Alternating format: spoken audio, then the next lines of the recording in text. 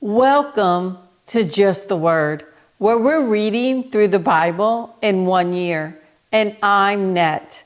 Today's reading will come from Judges chapters 11 and 12. Judges chapter 11. Jephthah the Gileadite was a mighty warrior. His father was Gilead.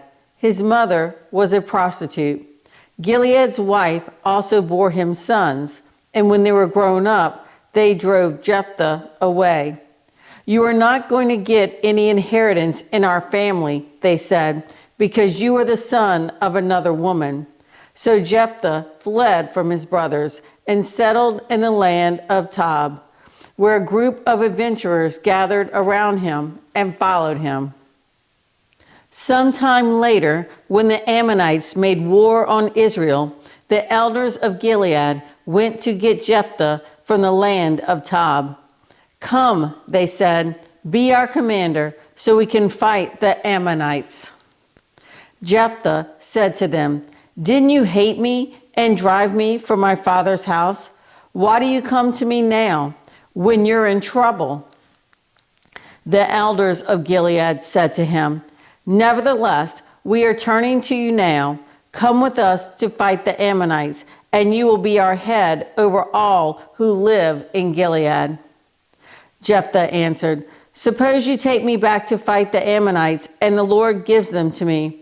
Will I really be your head?" The elders of Gilead replied, "The Lord is our witness. We will certainly do as you say." So Jephthah went with the elders of Gilead, and the people made him head and commander over them. And he repeated all his words before the Lord in Mizpah.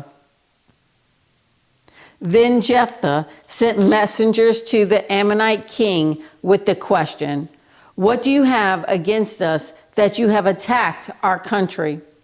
The king of the Ammonites answered Jephthah's messengers, "When Israel came up out of Egypt, they took away my land from the Arnon to the Jabbok, all the way to the Jordan. Now give it back peaceably." Jephthah sent back messengers to the Ammonite king, saying, "This is what Jephthah says. Israel did not take the land of Moab or the land of the Ammonites, but when they came up out of Egypt, Israel went through the desert to the Red Sea and on to Kadesh. Then Israel sent messengers to the king of Edom, saying, 'Give us permission to go through your country.' But the king of Edom would not listen. They sent also to the king of Moab, and he refused. So Israel stayed at Kadesh. Next, they traveled through the desert, skirted the lands of Edom and Moab, passed along the eastern side of the country of Moab, and camped on the other side of the Arnon. They did not enter the territory of Moab, for the Arnon was its border. Then Israel sent messengers to Sihon, king of the Amorites, who ruled in Heshbon, and said to him, 'Let us pass through your country to our own place.' Sihon, however, did not trust Israel to pass through his territory. He mustered all his men and encamped at Jahaz and fought with Israel. Then the Lord, the God of Israel, gave Sihon and all his men into Israel's hands, and they defeated them. Israel took over all the land of the Amorites who lived in that country, capturing all of it from the Arnon to the Jabbok, and from the desert to the Jordan.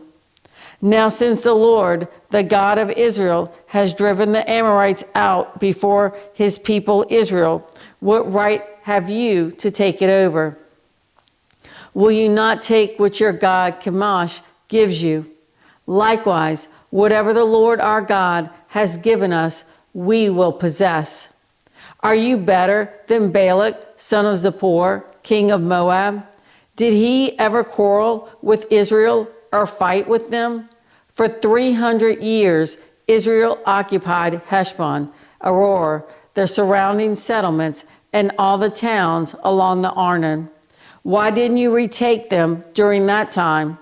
I have not wronged you, but you are doing me wrong by waging war against me. Let the Lord, the judge, decide the dispute this day between the Israelites and the Ammonites." The king of Ammon, however, paid no attention to the message Jephthah sent him. Then the Spirit of the Lord came upon Jephthah. He crossed Gilead and Manasseh, passed through Mizpah of Gilead, and from there he advanced against the Ammonites. And Jephthah made a vow to the Lord, "If you give the Ammonites into my hands, whatever comes out of the door of my house to meet me when I return in triumph from the Ammonites will be the Lord's, and I will sacrifice it as a burnt offering." Then Jephthah went over to fight the Ammonites, and the Lord gave them into his hands. He devastated 20 towns from Aroer to the vicinity of Minnith, as far as Abel Keramim. Thus Israel subdued Ammon. When Jephthah returned to his home in Mizpah, who should come out to meet him but his daughter, dancing to the sound of tambourines? She was an only child. Except for her, he had neither son nor daughter. When he saw her, he tore his clothes and cried, "Oh, my daughter, you have made me miserable and wretched because I have made a vow to the Lord that I cannot break." "My father," she replied, "you have given your word to the Lord. Do to me just as you promised, now that the Lord has avenged you of your enemies, the Ammonites. But grant me this one request," she said. "Give me 2 months to roam the hills and weep with my friends, because I will never marry." "You may go," he said, and he let her go for 2 months. She and the girls went into the hills and wept because she would never marry. After the 2 months, she returned to her father, and he did to her as he had vowed, and she was a virgin. From this comes the Israelite custom that each year the young women of Israel go out for 4 days to commemorate the daughter of Jephthah, the Gileadite. Judges chapter 12. The men of Ephraim called out their forces, crossed over to Zaphon, and said to Jephthah, "Why did you go to fight the Ammonites without calling us to go with you? We're going to burn down your house over your head." Jephthah answered, "I and my people were engaged in a great struggle with the Ammonites, and although I called, you didn't save me out of their hands. When I saw that you wouldn't help, I took my life into my hands and crossed over to fight the Ammonites, and the Lord gave me the victory over them. Now why have you come up today to fight me?" Jephthah then called together the men of Gilead and fought against Ephraim. The Gileadites struck them down because the Ephraimites had said, "You Gileadites are renegades from Ephraim and Manasseh." The Gileadites captured the fords of the Jordan leading to Ephraim, and whenever a survivor of Ephraim said, "Let me cross over," the men of Gilead asked him, "Are you an Ephraimite?" If he replied, "No," they said, "All right, say Shibboleth." If he said Sibboleth, because he could not pronounce the word correctly, they seized him and killed him at the fords of the Jordan. 42,000 Ephraimites were killed at that time. Jephthah led Israel 6 years. Then Jephthah the Gileadite died and was buried in a town in Gilead. After him, Ibzan of Bethlehem led Israel. He had 30 sons and 30 daughters. He gave his daughters away in marriage to those outside his clan, and for his sons he brought in 30 young women as wives from outside his clan.